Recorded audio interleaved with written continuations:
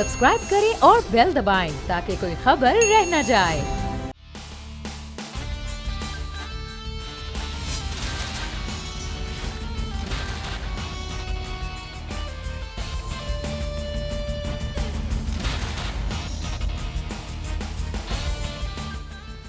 अस्सलामुअलैकुम। दी special report with Mudassar Iqbal के साथ हाजिर खिदमत है। नाजरीन, एक बार फिर कराची में एक ऐसा ही वाक़या हो गया जिससे ये वाक़यात हमने पिछले 2 माह में देखे हैं, यानी कि इमारतें गिर रही हैं। वो इमारतें जो किसी भी मंसूबे के तहत नहीं बनाई जा रही हैं, जहाँ इजाज़त नहीं है वहाँ पर कसीरुल मंजिला इमारतें तामीर की जा रही हैं। लेकिन आज भी शायद अफसोस, वहाँ के विज़िट, वहाँ से ज़ख्मियों को निकालना और उसके बाद खामोशी। ना मीडिया पर उस तरह से कोई खबर होगी, ना इदारे उस तरह से मुतहर्रिक होंगे, ना उनके खिलाफ कोई कार्रवाई होगी। अगर कोई कार्रवाई की जाएगी तो फिर बहुत से लोग, चाहे वो मीडिया में हों, चाहे वो सियासतदान हों, कहीं ना कहीं वो खड़े होकर कहेंगे कि ये लोग कहाँ जाएंगे। तो किसी ने कहीं से तो शुरू करना है कि अगर ये कसीरुल मंजिला इमारतें बगैर इजाज़त बनाने वालों को नहीं रोका जा रहा, बनाने वालों को नहीं रोका जा रहा, इजाज़त देने वालों को नहीं रोका जा रहा, तो फिर क्या लाशें उठाते रहें कराची के लोग, मासूम लोगों की? किस तरह से होगा, कैसे रोका जाएगा?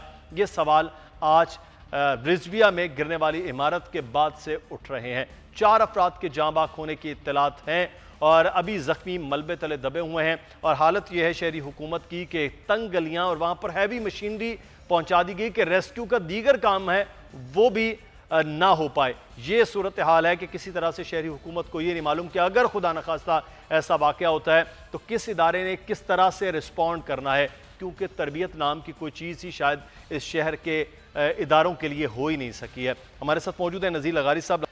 मुझे याद है पिछले महीने भी एक ऐसा वाक़या हुआ, आप हमारे साथ मौजूद थे। इसी तरह से हम अफसोस कर रहे थे, इसी तरह से बात कर रहे थे, ज़िम्मेदारों के खिलाफ कार्रवाई की बात हो रही थी। आज फिर एक ऐसा वाक़या हो गया है। वो ज़िम्मेदार तो कहीं नहीं पकड़े जाते हैं। जो लोग इजाज़त दे देते हैं कि इमारतें बन जाएँ, इमारतें बनाने वाले कैसे बना रहे हैं, क्या मटीरियल लग रहा है, इसके चेकिंग करने वाले भी नहीं होते हैं। और आखिरकार एक गरीब आदमी है जिसकी मौत की खबर हम दे देते हैं। यही एक सूरत हाल है, बहुत ही अफसोसनाक है, जहाँ पर कानून की हुक्मरानी नहीं होती, जहाँ रूल ऑफ लॉ नहीं होता, जहाँ पर हमारा जस्टिस सिस्टम जो है वो प्रॉपर काम नहीं कर रहा होता है, या जो इदारे हैं जिनकी ज़िम्मेदारी है, जो महकमे हैं जो इस मकसद के लिए बनाए गए हैं। सिंध बिल्डिंग कंट्रोल अथॉरिटी किस लिए बनाएगी? ताकि वो उसको ये सारी की सारी चीज़ें, तामीरात अगर किसी ऐसे इलाके में बन रही हैं और उनकी इतनी इजाज़त नहीं है तो बन कैसे रही है? कोई भी चीज़, किसी भी किस्म की चीज़ बन कैसे जाती है जब उसकी इजाज़त ना हो और लोगों के होते हुए? आप जब 40 साल पहले बनी तो 40 साल पहले कोई ना कोई तो इंस्पेक्टर रहा होगा। सही। 20 साल पहले बनी है, 20 साल पहले कोई ना कोई तो उसका इंस्पेक्टर रहा होगा, या कोई उस ज़माने में इस पहले KPCA हुआ करता था, कराची बिल्डिंग कंट्रोल अथॉरिटी।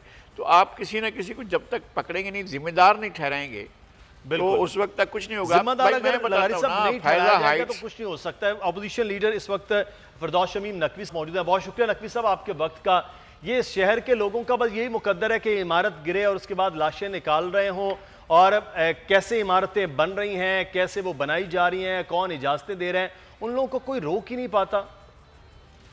अरे इस वाले तो जितने आपने सवाल पूछे उसका एक एक करके जवाब देते हैं। जी जी सर। बिल्डिंगें या कानूनी होती हैं या गैर कानूनी होती हैं। बिल्कुल। जो गैर कानूनी होती हैं उस पर किसी से कोई इजाजत नहीं लेता और वो बनाते हैं। जो कानूनी होती हैं उनसे बिल्डिंग कंट्रोल अथॉरिटी नक्शा भी पास करती है और देखती है। नाजायज जो गैर कानूनी बिल्डिंग है, इसके रोकने की जिम्मेदारी जो है वो बिल्डिंग कंट्रोल अथॉरिटी के पास है। उसके हर इलाके में इंस्पेक्टर है, उसके इलाके के इंस्पेक्टर जो है वो एक डिप्टी कंट्रोलर ऑफ बिल्डिंग को रिपोर्ट करते हैं। वो डिप्टी कंट्रोलर ऑफ बिल्डिंग एक कंट्रोलर ऑफ बिल्डिंग को रिपोर्ट करता है। वो controller of building chief controller of building को करता है, और उनके ऊपर ये जिम्मेदारी होती है कि अपने इलाके के अंदर कोई गलत काम ना होने दे बिल्डिंगों के हवाले से। ठीक है जी। वो कंट्रोलर ऑफ बिल्डिंग जब इंस्पेक्टर जाता है कि जी गलत बिल्डिंग बन रही है तो वो पुलिस को जो है इन्फॉर्म करता है। पुलिस उसके साथ ताउन करे तो बिल्डिंग रुक जाती है, पुलिस ताउन नहीं करे तो नहीं रुकती। वो अगर पुलिस ताउन नहीं कर रही होती तो वो DC के पास जाता है। DC अगर ताउन करे तो बिल्डिंग रुक जाती है, वरना नहीं करे तो वो बनती रहती है। अच्छा, ये पूरी चेन का इसी तरह चलती आ रही है। और हर किसी ने अपनी आंख बंद करने की एक कीमत वसूल कर लेता है। नाजायज बिल्डिंग बन जाती है, जिस किस्म का माल डालना चाहे डाले, सरिया डाले नहीं डाले, वो उसकी मर्जी है। और वो जब बिल्डिंग बन जाती है तो जो कानूनी बिल्डिंग है उसकी कीमत से 10% कम के ऊपर वो बेच रहा होता है, 15% कम पे बेच रहा होता है।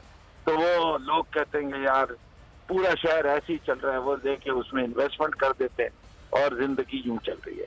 पूरा शहर इसी तरह आबाद होता जा रहा है। आवाम को बताते हैं कि भाई बिल्डिंग जो है वो देख के लो, बिल्डिंग कंट्रोल का अप्रूवल लो, देखो। लेकिन यहाँ पे अप्रूव बिल्डिंग भी गिर जाती है, जैसे कि यहाँ मामलात ही कुछ ऐसे चल रहे हैं। तो मैं इसका तो कुछ कह नहीं सकता, लेकिन सबसे बड़ी वजह जो है ये लाकानूनियत की फैलने की ये है कि यहाँ जेबें गर्म होती हैं और आंखें बंद होती हैं। और निजाम में और सिस्टम में कोई सजा और जजा का सिस्टम नहीं रखा गया बिल्डिंग कंट्रोल अथॉरिटी। और जो आप चेन की बात कर रहे हैं, ये जो जेब गर्म होती है ये वजीर तक जाता है। सही। बिल्डिंग कंट्रोल अथॉरिटी ठेके पे दी हुई है, जो शहरी इलाके थे डिवॉल्व कर करके वो पावर जो है वो सिंध बिल्डिंग कंट्रोल अथॉरिटी बना दी। उसके ऊपर जो वज़रा है उनको कराची से कोई इंटरेस्ट नहीं है। ये जो हुकूमत है उसको शहरी इलाकों से कोई इंटरेस्ट नहीं है, जिससे कि शहरी इलाकों से उनको वोट नहीं मिलते। इससे कि शहरी इलाके में लोग पढ़े लिखे लोग हैं, उनको नजर आता है कि ये कितने अवाम दुश्मन लोग हैं, और उसकी वजह से उन्हें कहा कि जितना हम लूट सकते हैं लूटे। वो लूटने आए हैं, वो लूट रहे हैं। और ये लूट मार जब तक इनके ऊपर सिस्टम्स नहीं आएंगे, सिस्टम्स को इम्प्लीमेंट नहीं करेंगे, और जो ये पूरा अप्रूवल प्रोसेस है इसको कंप्यूटराइज किया जाए और आवाम के अंदर शऊर बनाया दिया जाए। देखिए पूरा मोहल्ला आज ये बिल्डिंग गिरी है, उन सबको पता है, हर एक शख्स को पता है उस इलाके में कि 80 गज के ऊपर एक मंजिल से बाद एक मंजिल और डल सकती है, उसके बाद जो कुछ बन रहा है वो नाजायज है। सही। पूरे मोहल्ले को खड़ा होना चाहिए था जब वो 4 मंजिलें और बिल्कुल थी। और वो सिर्फ एक बिल्डिंग एक नहीं है, पूरा मोहल्ले में आप जाके देखें कोई भी 3-4 मंजिल से कम की इमारत नहीं है 80-80 गज के ऊपर। तो देसी जब बिल्डिंग नकवी साहब ये चेन की जो आप बात कर रहे थे इंस्पेक्टर से शुरू होकर, तो फिर ये आप बता रहे कि वजीर तक ये सारे मामला जा रहे हैं, लेकिन सर इस चेन को तोड़ने का, इस चेन को रोकने का कोई ना कोई तो मैकेनिज्म होना चाहिए। यही है कि आवाज बुलंद की जाए, मीडिया के ऊपर लाया जाए, कोर्टों में जाया जाए, असेंबली में शोर मचाया जाए, और ये सारी चीजें हम कर रहे हैं। मैंने इसीलिए कहा है पहले लटकाओ फिर गिराओ। जब तक इन लोगों को मैंने आज भी मीडिया पे भी किया है, मैं वजीर आजम को आज शाम को खत लिखूंगा कि जनाब FIA से इंक्वायरी कराइए कि इन लोगों के जाती असासाजात कितने हैं और कितने ये हजरात जो है वो बियॉन्ड देयर मीन्स रह रहे हैं। आधे से ज्यादा के पास ड्यूल नेशनैलिटी है, और जब वक्त आता है फरार हो जाते हैं, जैसे काका साहब चले गए। जी हाँ। अच्छा नकवी साहब चले गए, और जो पकड़ा जाता है कोई भी जिसका ताल्लुक हो, चाहे वो काम खानी कोई भी कौन से कोई काम खानी होगा, सबके आप देखिए कि क्या क्या मैसे मिलते हैं। सही। अच्छा नकवी साहब ये भी बात की कि अगर अदालतें कोई अहकामात दे दें तो फिर जो है वो मेंबरान असम्बली या बड़े बड़े लोग वो भी कहीं ना कहीं रुकावट हो जाता है। आप पर ये इल्ज़ाम हुआ कि आप जब पिछले दिनों में बिल्डिंग उसके आगे कुर्सी आप रखकर आप बैठ गए उस बिल्डिंग को ना गिराने, वो भी एक नाजायज बिल्डिंग है। तो ये सब मिलकर आप हो, अपोजिशन, हुकूमत, सबको मिलकर करना चाहिए। सर मैं अदालतों का एहतराम पूरा करता हूँ जी, मैं चीफ जस्टिस साहब को सराहता हूँ, लेकिन बात यह है कि पूरे जजमेंट के अंदर उन लोगों का भी तो जिक्र आना चाहिए जिनके पैसे फंस गए ऐसी बिल्डिंगों में। उस पर सिंध बिल्डिंग कंट्रोल अथॉरिटी ने नक्शा कैसे अप्रूव किया? बिल्कुल। जिस आदमी ने नक्शा अप्रूव किया था उसको क्यों नहीं पहले पकड़ा जा रहा? वो 419 अलॉटीज का मैं क्या करूं जिनके करोड़ों रुपए 50-50 लाख फंस चुके हैं, जो मेरे पास आके कहते हैं कि हमारे पैसे आप किस तरह महफूज कराइए। सही। उनका क्या कसूर है? अभी रेलवे के ऊपर जो है मैं गया आज दोपहर जाके रुका है, चाहे आप 9 मई का 2019 का जजमेंट देख रहे हैं या कल जो 21 फरवरी का जजमेंट आया, दोनों में कहा गया कि इनको मुतबादिल रिहाइश दी जाए फिर गिराया जाए, इज्जतदार रिहाइश दी जाए। क्या रेलवे ने इज्जतदार रिहाइश दी? इनको मुतबादिल रिहाइश दी? गिराने तो पहुंच जाते हैं। 12 साल हो गए इस मंसूबे को, कराची सर्कुलर के 95 से बंद हुआ है। पहले उनको पकड़ो जिन्होंने इस सरकारी जमीन पे इंक्रोचमेंट होने दी थी, उनको तो टांगो।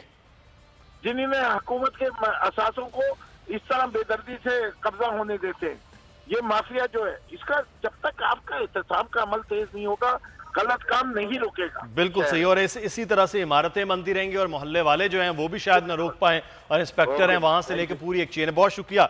नकवी साहब हमारे साथ मौजूद थे, अपोजिशन लीडर मौजूद हैं सीनियर डायरेक्टर KMC मसूद आलम साहब। मसूद साहब बहुत शुक्रिया आपके वक्त का। ये जो इमारत ये बनी है, अभी तक जो नुकसान के हवाले से कुछ आप तक बात पहुंची है? कितने लोग यहाँ पर जख्मी हैं, कितने की डेथ हुई है, और ये जो इमारत बन गई है ये बगैर इजाजत ही लोगों ने बना ली? देखिए जी, थैंक यू वेरी मच, आपने मुझे लिया। इसमें इस वक्त जो सूरत हाल है, इसको हम लोग पिछले कोई 3 घंटे से ज्यादा हो गया है इस पे ऑपरेशन चला रहे हैं। यहाँ पर ये ग्राउंड प्लस 3 की बिल्डिंग थी। इसमें फर्स्ट फ्लोर पे एक क्लिनिक थी होम्योपैथिक की, उसमें कुछ पेशेंट्स थे और लेबर भी थी अवेलेबल, और फर्स्ट फ्लोर पे कुछ लोग थे, सेकेंड और थर्ड पे। सही। तो ऊपर के 2 फ्लोर के लोग तो बाआजादी निकल चुके हैं आसानी से, लेकिन नीचे अभी जो हमें सस्पेक्टेड है, ये बिल्कुल मैं कोई करेक्ट नंबर नहीं बता पाऊंगा, जो हमें इलाके के लोगों ने और पड़ोसियों ने बताई हमें डिटेल, वो ये कि 3 आदमी नीचे हैं जो अभी हमें लोकेट करने हैं। अच्छा। और 2 ऊपर हैं, तो टोटल 5 आदमी हैं जिनको लोकेट करना है, बाकी लोग निकल चुके हैं। तो इलाका और छोटा है, बिल्डिंग आपके बिल्कुल पास अपने मशीनरी इंस्ट्रूमेंट- हैवी है, तो वो किस तरह से अब आप स्ट्रेटेजी अपना रहे हैं? देखें, स्ट्रेटेजी सिर्फ ये है कि हमने बिल्कुल हेवी मशीनरी को डिप्लॉय नहीं कर रहे। मशीनें हमारे पास मौजूद है, जैक हैमर भी है, एक्सकेवेटर भी है, लोडर भी है, लेकिन क्योंकि बिल्डिंग ऐसी जगह पर है जी। कि अगर हमने हेवी मशीन को यूज किया तो उससे मजीद नुकसान होगा, फायदा कोई नहीं होगा। तो अभी हमारी जो अर्बन सर्च एंड रेस्क्यू की टीम है वो manually through manual cutting machine से और वेल्डिंग मशीन के जरिए हम छोटे छोटे पॉकेट्स बना रहे हैं और वहां से हम लोगों को निकाल रहे हैं। तो अभी तक अल्हम्दुलिल्लाह तकरीबन 3 को हमने बिल्कुल निकाल दिए हैं वहां से, और मजीद लोग हमें नजर आ रहे हैं वहाँ पर, जो कि खवातीन है 3 जो सांस भी ले रही है, उनको मास्क भी दिया है, पानी भी उनको दिया गया है, और दे आर अलाइव। तो कोशिश कर रहे हैं कि क्रेन से बीम को ऊपर उठा लें और उनमें से 3 को निकाल लें, क्योंकि ज्यादा छेड़छाड़ अगर उस लोकेशन पे किया जाएगा तो फिर निकालना जिंदा लोगों को बड़ा मुश्किल हो जाएगा। और लोगों की आपके चैनल की तवज्जो से रिक्वेस्ट है कि प्लीज हमें काम करने दें। बिल्कुल, ये बड़ा जरूरी है कि वहाँ जो रश है वो ना किया जाए, क्योंकि जो काम करने वाले लोग हैं उन्हीं को और उन्हीं की मशीनरी को आने जाने दिया जाए। बहुत शुक्रिया। मसूद आलम साहब हमारे साथ मौजूद थे। ये बहरहाल रिक्वेस्ट है, ये तमाम जो नाज़रीन है देखने वाले, उनको ये करना चाहिए, वहाँ रश ना क्रिएट किया जाए। लगारी साहब हमारे साथ मौजूद है। लगारी साहब, एक बड़ा अहम सवाल, लेकिन उससे पहले ताज़ा तरीन सूरत हाल सलमान सलीम हमारे नुमाइंदे वहाँ पर मौजूद हैं, उनसे जान लेते हैं। सलमान, आप स्पॉट पर मौजूद हैं, आगाह कीजिएगा ताज़ा तरीन क्या सूरत हाल है?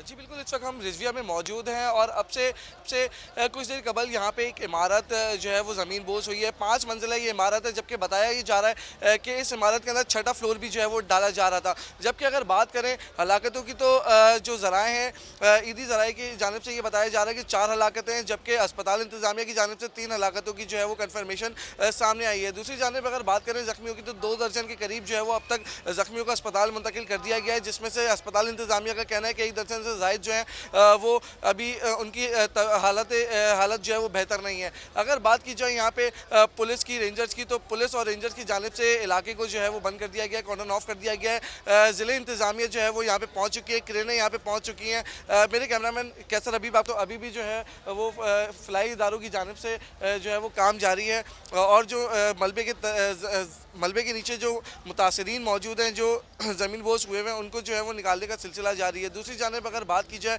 यहाँ के मुतासरीन की, तो उनका यही कहना है कि ये आज अचानक जो है ये हादसा पेश आया, जबकि इससे कबल भी शहर कायद के अंदर इस तरह के काफ़ी वाक़यात जो है वो पेश आ चुके हैं, जबकि इसके अंदर बराह रास्त जो मुलव्विस है उसको SBC को जो है वो मुलव्विस करार दिया जा रहा है। दूसरी जानिब अगर बात की जाए ज़ख्मियों की, तो ज़ख्मियों को जो है वो फौरी तौर के ऊपर जैसी कोई ज़ख्मी यहाँ से मिलता है तो सलमान सलीम हमें आगाह कर रहे थे। लगारी साहब, सिंध बिल्डिंग कंट्रोल अथॉरिटी जिसका जिम्मा है, चाहे उसके छोटे से छोटा अफसर हो या बड़े से बड़ा कोई डायरेक्टर हो, उनकी जिम्मेदारी बनती है जब जहाँ पे जो कुछ हो रहा है वहाँ पहुँचे। बाकी शहरियों की तो जिम्मेदारी है कि उनके पास 2 फ्लोर की इजाज़त है और वो 6ठा फ्लोर बना रहे हैं, तो फिर कहाँ से शुरू किया जाए, किसको रोका जाए? नहीं, आप शुरू नहीं करेंगे तो चीज़ें इसी तरह से चलती रहेंगी। आप नॉर्थ कराची में फ़ैज़ा हाइट्स बिल्डिंग गिरी थी, 9 आदमी जी जहाँ बहक हुए थे और बहुत ज़्यादा ज़ख्मी भी हुए थे। तो क्या हुआ, उसका नतीजा क्या निकला? क्या फिर उसी जगह पर फिर बिल्डिंग खड़ी हुई है और बिल्डिंग बनाने वालों ने फिर बनाने दी। कम से कम कागज़ पता चलते हैं, कम से कम ये पता चलता है कि भाई बिल्डिंग मटीरियल कौन सा इस्तेमाल हुआ था, किस तरह नक्शे के मुताबिक बन रही थी, नहीं बन रही थी। अभी भी जो है कौन नक्शा पास कर देता है कि जी आप 5वीं मंजिल भी बनाएं और 4थी मंजिल भी बनाएं, जब आपको ऑप्शन ही 2 मंजिल बनाने का है, तो फिर 3री मंजिल कैसे बन जाती है, 4थी कैसे बन जाती है? तो ये बहरहाल जिम्मेदारी तो है ना, जिम्मेदारी उस इदारे की है। एक बिल्डिंग गिर जाए और उसके बाद मुहज़्ज़म मुल्कों में इतनी सख्त इंक्वायरी, इतने जिम्मेदारों को पकड़ा जाता है कि फिर किसी की जरूरत ना हो। हमारे तो हर महीने का ये वाक़या हो जाता है, बल्कि महीना तो बाद की बात होती है, 15 से 20 दिन गुजरते हैं, कोई ना कोई ऐसा वाक़या हो जाता है। तो इसका मतलब है किसी को कोई नहीं पूछता, ना महकमे के अंदर और ना उनके खिलाफ कोई अदालतों में। मीडिया ही होता है, एक चीज़ पेश कर रहा होता है, वो बता रहा होता है, उसका बंदा खड़ा होता है, वहाँ पहुँचता है, मौके पर कैमरा पहुँचता है और वहाँ से वो डायरेक्ट बता रहे होते हैं कि जी ये कार्रवाई हो रही है, बंदे को निकाला गया है, फलां जो है डेड बॉडी मिली है, वहाँ जिंदा हालत में मिला है और कुछ नहीं। उसके बाद इस पर कोई मज़ीद कार्रवाई नहीं होती है। कम से कम एक तयन तो कर दिया जाए ना, भाई ये सारे का सारा जो कुछ हुआ है इसका ज़िम्मेदार फलां है, कंट्रैक्टर है, इसका ज़िम्मेदार बिल्डर है, इसका ज़िम्मेदार सिंध बिल्डिंग कंट्रोल अथॉरिटी है, या इसका कोई और ज़िम्मेदार है, तो तयन होना चाहिए। ये तयन हो नहीं रहा है, इस वजह से ये मसाइल और बढ़ रहे हैं। शहर की जो हालत है, जिस तरह से यहाँ पर गैर कानूनी तामीरात हुई हैं, उनका तो कोई हिसाब ही नहीं है। लेकिन मैं ये कहता हूँ कि आप रेगुलाइज्ड कर रहे हो तब भी किसी इलाके को, तो उसमें ये तो ज़रूर देखें ना कि क्या इतनी गुंजाइश है इतना ज़्यादा बनाने की। अगर 10 फीट की गली है या 8 फीट की गली है, उसके साथ साथ आप 4-4 मंजिला बनाएंगे, एक किसी भी एमरजेंसी की कंडीशन में वहाँ गाड़ी कैसे पहुँचेगी, एम्बुलेंस कैसे पहुँचेगी। चलें छोड़ दीजिए, आप कोई आदमी बीमार हो गया, उसको एम्बुलेंस पहुँचानी है तो वो तो वहाँ एम्बुलेंस नहीं पहुँच सकती है। मैंने खुद इसी इलाके से जो है रात को 1:30-2 बजे जो है यहाँ में जाते हुए रोड पर आकर खड़े हुए थे, हमारे बंदे को जो है हार्ट अटैक हुआ है, आप ले चलें। अंदर गलियों में जाते हुए गाड़ी नहीं जा पा रही थी, मैं उन्हें वहाँ से उठाया, वो फैमिली की औरतें उनकी रो रही थी, मैं जाकर ज़ियाउद्दीन हॉस्पिटल में ज़ैनुल आबिदीन हॉस्पिटल था वहाँ लेकर गया था।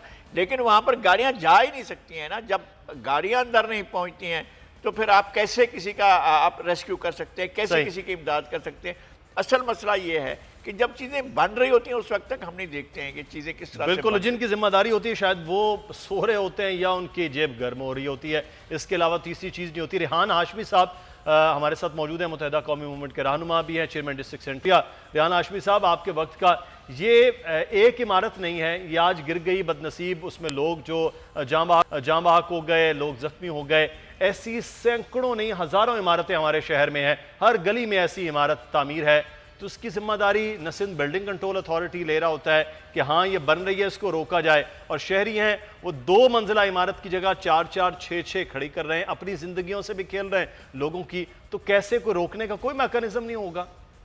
बदकिस्मती से आज जो हादसा हुआ है और जिसमें हिलाकतें हुई हैं, आज भी रेस्क्यू ऑपरेशन में हम फंसे हैं, तंग गलियां हैं, रेस्क्यू में प्रॉब्लम्स आ रही हैं, फौज की इमदाद से रेस्क्यू का ऑपरेशन तेज किया गया है।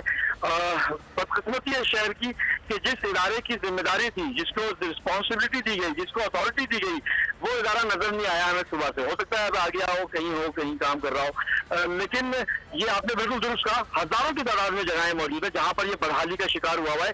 इसमें माफिया नुमा अंदाज में, चाहे वो सियासी असर रसूल रखने वाले लोग हों, चाहे वो इलाके के बदमाश नुमा लोग हों, चाहे वो अफसरान हो, जिनकी मौजूदगी में, और मुझे कहने नहीं दीजिए कि लोगों का इग्नोरेंट बिहेवियर, किसी की गली में घर बन रहा होता है, उस वक्त आप अपने ड्यू राइट्स इस्तेमाल करें, आप मोहल्ला कमेटी 10-12 लोग कम से कम रोकें, इस तरह के हादसात से तो बचेंगे। और ऐसी सूरत हाल में जब ये मौत के सौदागर अफसरान, सियासी असर रसूल रखने वाले ये भत्ता माफिया के लोग ये जो कर रहे हैं, ये मौत का सौदागर है ना, ये आखिर में बिलाखिर क्या हुआ कि बिल्डिंगें गिरती हैं और उस हादसात को सहने के लिए कोई मौजूद नहीं होता।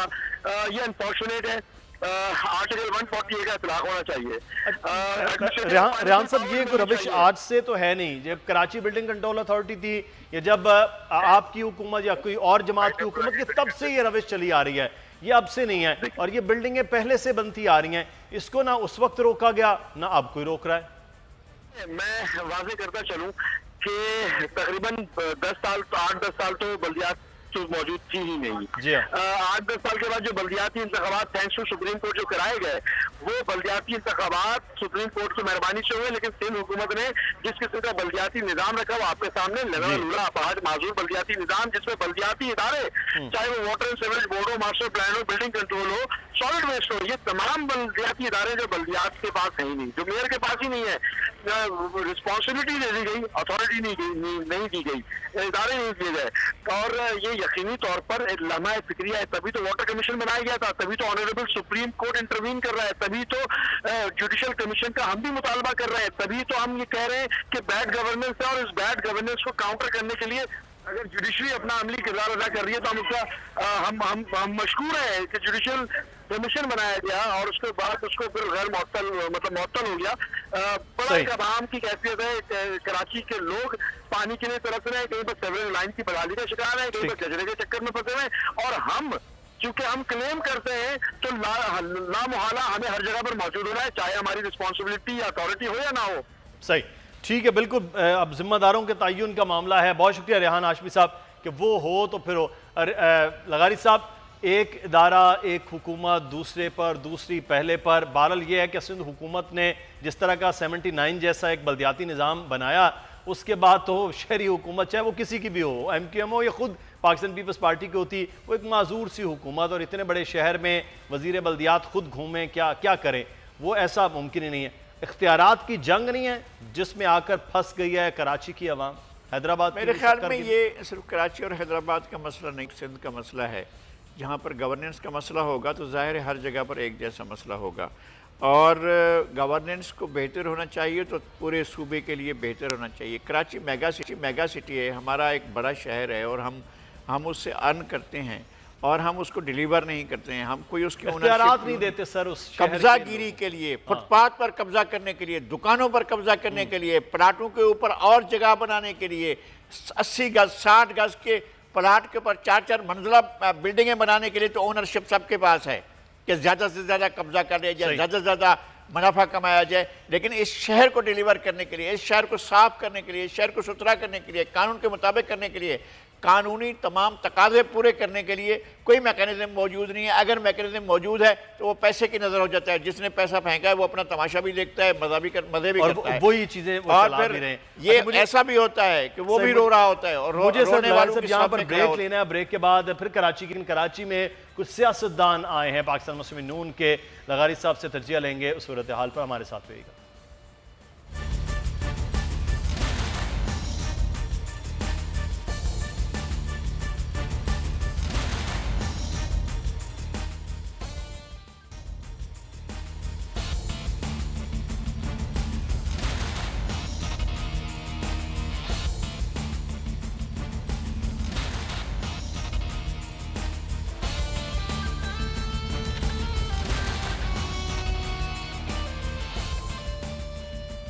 ब्रेक के बाद आपको खुश आमदीद कहते हैं। पाकिस्तान मुस्लिम नून के 4 रुकनी वफ्द कराची पहुंचा है और सिंध के हवाले से, कराची के हवाले से पार्टी सतह पर कहा जा रहा है क्या हम फैसले होंगे, तो लाया अमल तैयार किया जा रहा है।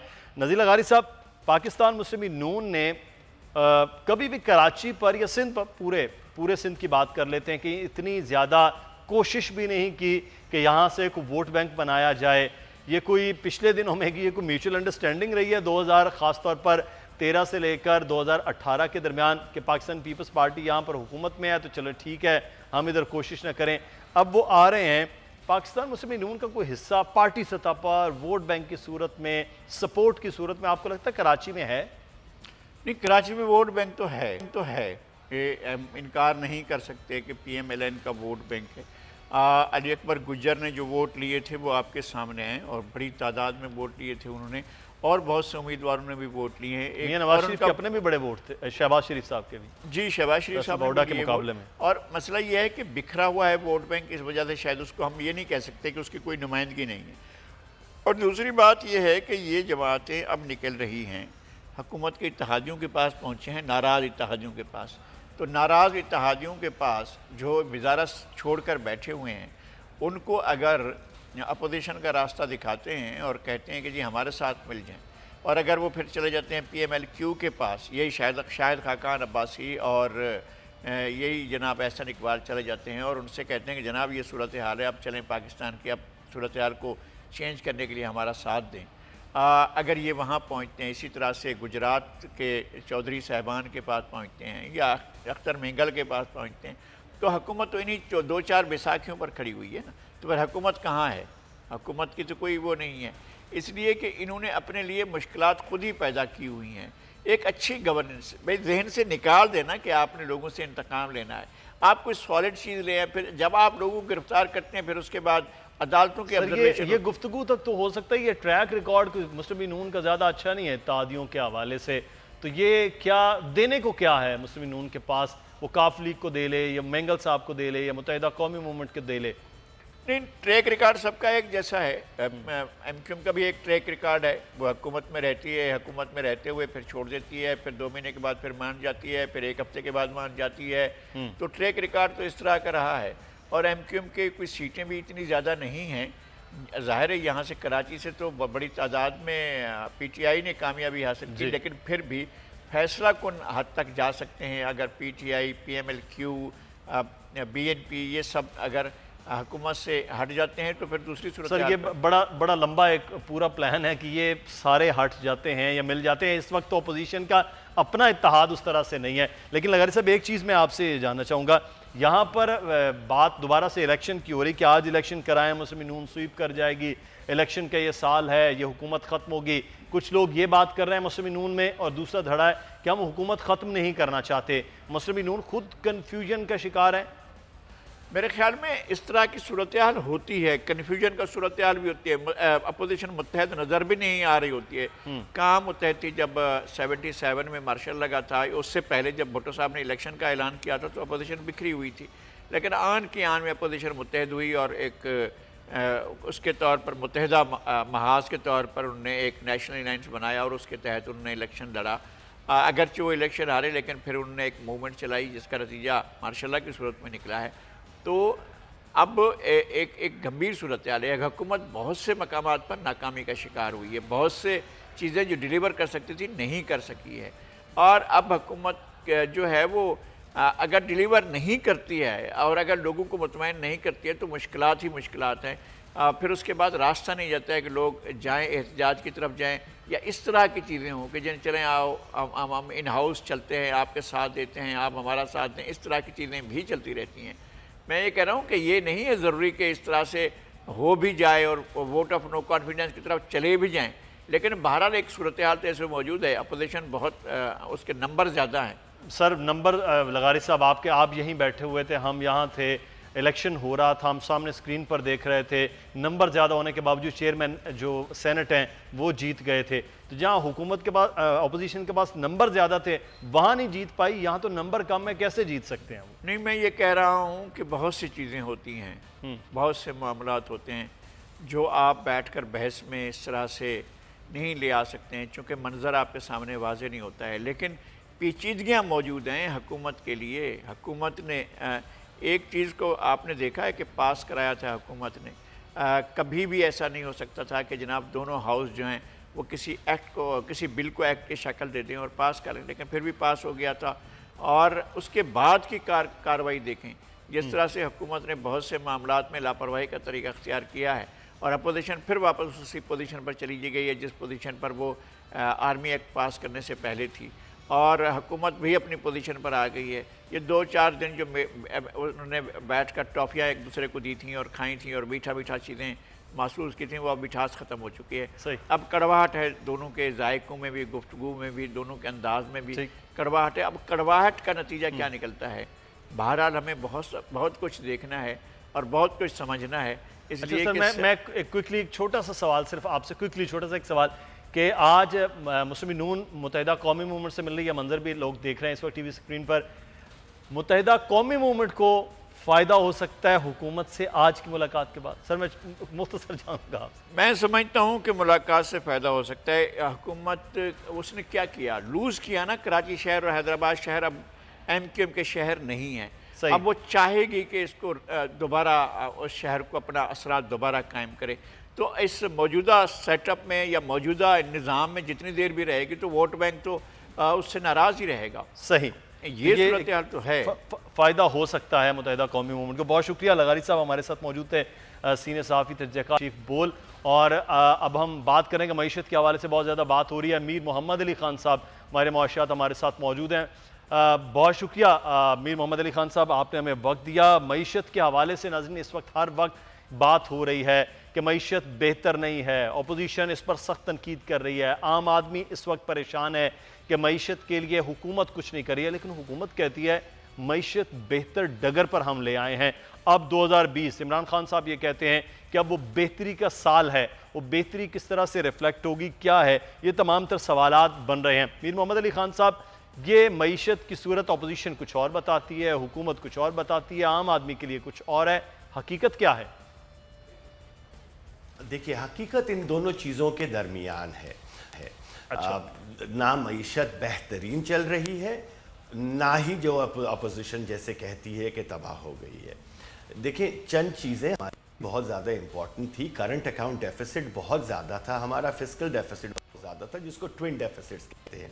उसके बाद हमारा सर्कुलर डेट बहुत ज़्यादा था और हमें ज़बरदस्ती हमारी करेंसी को सप्रेस करके रखा हुआ था, तो जिसको डिवैल्यूएट करना पड़ा। उसकी वजह से महंगाई हुई। जब एक गरीब आदमी कहता है कि अशिया खुर्दनोश में इजाफा हुआ है, उसकी 100% बात का यकीन करें, क्योंकि चंद चीज़ों में बहुत ज़्यादा फ़र्क आया है प्राइसेस के अंदर। मगर इस महीने जैसे आपने देखा होगा कि एडिबल्स की प्राइसेस बहुत ज़्यादा नीचे आई हैं, जिसकी वजह से इन्फ्लेशन 14% से 12.4% पर आ गया है। हमें हमारे कर्ज़ों में इजाफा नहीं हुआ, नए कर्ज़ों में इजाफा नहीं हुआ, मगर जो हमारी डिवैल्यूएशन 30-35% की हुई है, हमारा डॉलर बेस जितना भी कर्जा था, उसमें एक्चुअलिटी में ज़ाहिर है एकदम फ़र्क आया है। पहले आप 110-105 पे ख़रीद के वापस करने वाले थे, अब आपको 154-155 पे ख़रीद के वापस करना पड़ेगा। करंट अकाउंट डेफिसिट नीचे आया है बहुत हद तक, इंपोर्ट्स हमारी नीचे आई हैं, एक्सपोर्ट्स मार्जिनली बढ़ी हैं 13.6%। करेंसी हमारी स्टेबल हो गई है और हम एक बुरे वक्त से निकल चुके हैं मेरी नज़र में। मगर इसका ये मतलब बिल्कुल नहीं है एक चीज़ यहाँ पर है, हम कर्जों से तो शायद उस तरह से निकल गए। मीर साहब, गर्दिशी कर्जों का मामला है तो मैं फिगर्स देख रहा था कि महाना 42 अरब रुपए गर्दिशी कर्जों में इजाफा हो रहा है। ये सर्कुलर डेट जो है वो रवां माली साल में 400 अरब रुपए का इजाफा हो गया है। 1900 अरब रुपए के सर्कुलर डेट पे इस वक्त हम खड़े हुए हैं। साबिका हुकूमतें भी ये कर रही थी, मौजूदा हुकूमत कदर कम किया है लेकिन वहीं पर है, तो इसका फिर क्या हल है? जहाँ तक मैंने पढ़ा था ये 38 अरब रुपए महीने था जिसको वो कम करके 12 से 14 अरब, मिनिस्टर उमर अयूब का मैंने उनके खुद मुंह से मैंने ये सुना था कि 12 से 14 अरब रुपए महीने पे ले आए हैं। ये 42 अरब का मुझे नहीं पता। गर्दिशी कर्जा एक ऐसी बीमारी है मुदस्सिर कि जिसको लाइन लॉस, इसके 10,000 रीजंस मैं दे सकता हूं, मगर उससे कोई हल नहीं निकलेगा। जी लाइन लॉसेस हैं, ट्रांसफॉर्मेशन ऑफ इलेक्ट्रिसिटी वो जो है वो पुरानी लाइनों के ऊपर है, हमारे फ्यूल की कलेक्शन सही नहीं होती, प्राइसिंग की कुंडा है, कुंडा डाल के करते हैं, मतलब सबको पता है ये चीज़ें। मगर क्या पॉलिसी बनाई जा रही है गर्दिशी कर्जे को? देखिए, गर्दिशी कर्जा जो है ना वो असल चीज पॉलिसी क्या बन रही है वो शायद वो नजर नहीं आ रही है। हमारे साथ ही रहेगा मीर मोहम्मद अली खान साहब, हमें एक ब्रेक लेना है, ब्रेक के बाद वापस आएंगे, फिर मजीद बात होगी।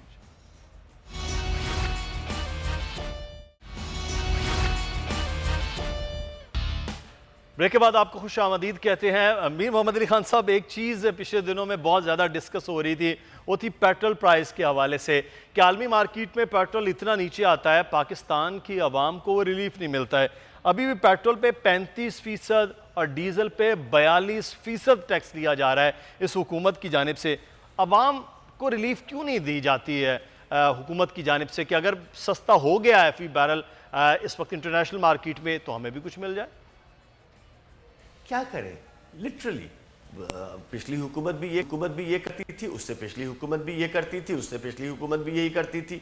हमारे यहाँ टैक्स कलेक्शन के इतने एवेन्यूज़ हैं ही नहीं, हम या तो इनडायरेक्ट टैक्सेस पे जी रहे हैं, और अगर इंपोर्ट हमारी कम हो गई है तो हमारी कस्टम्स और दूसरी ड्यूटीज़ कम हो गई हैं, उसमें हमारी इनकम कम हो गई है। दूसरी चीज़ ये है कि जिस महीने पेट्रोल की प्राइसेस इंटरनेशनल मार्केट में नीचे आती हैं, इसका ये मतलब नहीं है कि उसी परसेंट से उसी महीने कम हो जाए, क्योंकि हम एवरेजेस पे ख़रीदते हैं, हम स्पॉट पे या शिप के डॉक पे नहीं, डिलीवरी पे नहीं खरीदते। सही। तो पिछले महीने की जो हमने खरीद रखी हुई थी, वो जो डिलीवर हुई उसकी प्राइस हाई थी। अब मैं ये कहूँगा कि अगले महीने और कम होनी चाहिए प्राइस को। और देखिए ना, मेरे ख्याल में लेवीज को थोड़ा सा कम की, टैक्सेस को थोड़ा सा कम किया जा सकता है।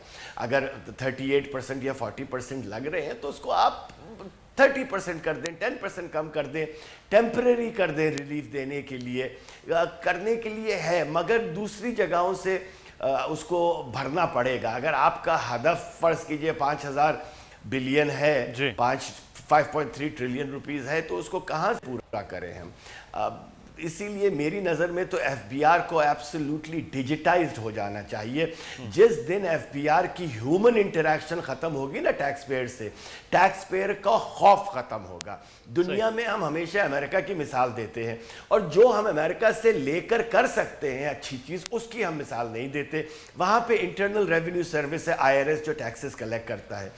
मैं 19-20 साल वहाँ पे रहा हूँ, आज तक मैं IRS के ऑफिस के अंदर में मुझे कदम नहीं रखना पड़ा। मैंने पर्सनल भी टैक्स दिए, कॉर्पोरेट भी टैक्स दिए, हर चीज़, इसलिए कि हर चीज़ जब से ही उनके पास डिजिटाइज है। हमारे यहाँ एक आम आदमी खौफजदा हो जाता है एफबीआर का नाम सुन के जिस मुल्क में रात के टाइम आप पुलिस को देखें अपनी गाड़ी के सामने नाकाबंदी पर, आप डर जाएं, और एफबीआर का नाम सुन के डर जाए, there is something wrong with both this institution. Police को देख के दिल में सुकून आना चाहिए, एफबीआर को देख के तो हमें कुछ, और पाकिस्तानियों को खौफ आता है एफबीआर के किसी बंदे को देखकर, यकीनी तौर पर। अच्छा, लेकिन टैक्स के हवाले से हम बात करें मीर साहब, तो टैक्स नेट भी नहीं बढ़ पाया है ना। 62 लाख लोग NTN होल्डर्स हैं, लेकिन उनमें से जो मैंने रिटर्न फाइल्स में देखा वो 25 लाख लोग हैं, इससे ज़्यादा नहीं है। एमनेस्टी स्कीम के बावजूद टैक्स ईयर में पिछले साल की निस्बत 11% कमी हुई है। तो बड़ा मोटिवेट किया जा रहा था कि टैक्स दें, टैक्स दें, टैक्स फिर भी नहीं दिया जा रहा।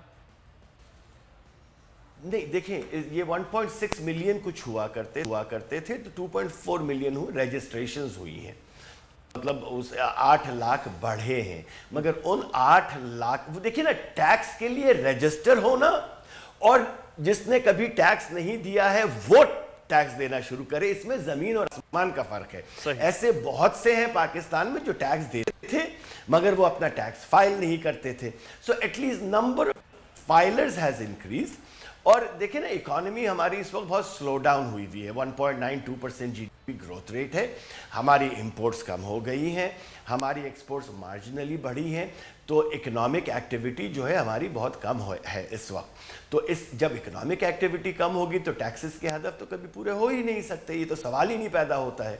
तो मेरे ख्याल में इस साल में अगर इकोनॉमिक एक्टिविटी बढ़ती है हमारी, और जो कि इंशाल्लाह बढ़नी चाहिए, तो उसकी वजह से ज़्यादा रेवेन्यूज क्रिएट होंगे, ज़्यादा टैक्सेस भी कट होंगे। जी, शुक्रिया। मीर मोहम्मद अली खान साहब हमारे साथ मौजूद थे, माहिर मुआशियात। और देखना ये कि अगले आने वाले वक्त में टैक्स देने वाले कितने होते हैं, आवाम को रिलीफ कितना मिलता है।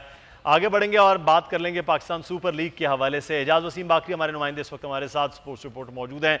ज़ल्मे और क्वेटा ग्लैडिएटर का मैच आज होने जा रहा है।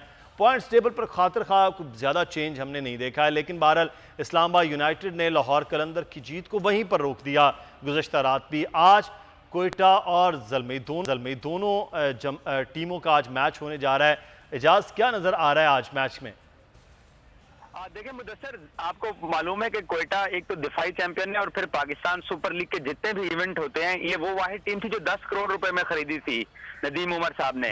लेकिन उसके बाद इस टीम ने अपने रिजल्ट की वजह से पाकिस्तान सुपर लीग में हमेशा डोमिनेट किया। इस्लामाबाद गो के 2 टाइटल जीत चुका है, लेकिन आपको पता है क्वेटा को 2 शिकस्त हो गई है एक साथ। एक मुल्तान में रोसो ने सेंचुरी स्कोर करके, और एक यहाँ लाहौर के अंदर बेन डंक ने स्कोर करके, हालांकि लाहौर कलंदर से बिल्कुल तवक्को नहीं की जा रही थी। तो Sarfaraz 11, Moin Khan, sir Vivian Richard, Abdul Razzaq, ये जो बड़े लोग हैं जो कि क्वेटा ग्लैडिएटर्स को चला रहे हैं, इनको मालूम है कि नसीम शाह को 2 मैचेस के अंदर 44 बड़ा विकेट नहीं मिली है, हसनैन को विकेट नहीं मिली है, तो वो अपने जैसन रॉय और शेन वॉटसन से मैच विनिंग परफॉर्मेंस चाह रहे हैं। और मुझे यकीन है कि इस मैच के अंदर जो आज होने जा रहा है, इसमें एहसन अली को ड्रॉप करके अहमद शहजाद को मौका भी दिया जा सकता है, क्योंकि अहमद को 2 मैचेस नहीं खिलाए गए और दोनों क्वेटा हार गया। और फिर जैसे मैं बता रहा हूं कि उनके दोनों पिछले मैचेस के अंदर बॉलर्स को मार पड़ गई, हैरान कौन तौर पर। तो क्वेटा इस मैच के अंदर कमबैक कर सकता है, लेकिन जल्मी का भी आपको पता है, वो भी चाह रहे हैं कि वो भी एक मजबूत हरीफ बनकर सामने आए। कामरान की एक कराची की सेंचुरी के बाद पंजाब में आकर कामरान से स्कोर ही नहीं हुआ, तो ये तवक्को की जा रही है कि जल्मी भी इस मैच के अंदर कमबैक करने के लिए एक अच्छी परफॉर्मेंस देगा। तो पाकिस्तान सुपर लीग अब जो है वो प्ले ऑफ कौन खेलेगा उस तरफ जा पड़े, क्योंकि ये तीसरा मरहला जारी है। लाहौर में आज ब्रेक है, मुल्तान और कराची किंग्स की टीमें लाहौर में आज प्रैक्टिस करने के लिए आ रही है। मुल्तान अपने लगातार 3 मैचेस जीतने के बाद मुल्तान शहर औलिया अल्लाह की सरजमीन छोड़कर दाता की नगरी पहुंचा है मुल्तान। आज मुल्तान की टीम इस वक्त कजाफी में प्रैक्टिस कर रही है, कल कराची के साथ मुकाबला है। तो पाकिस्तान सुपर लीग अब बहुत दिलचस्प होती जा रही है। अब प्ले ऑफ मरहले की जानिब आहिस्ता आहिस्ता बढ़ रहा है कि कौन किधर स्टैंड कर रहा है। बहुत बाकी हमारे साथ मौजूद थे। प्रोग्राम से मुदस्सिर इकबाल को इजाजत दीजिए, कल फिर हाजिर होंगे। अल्लाह हाफिज।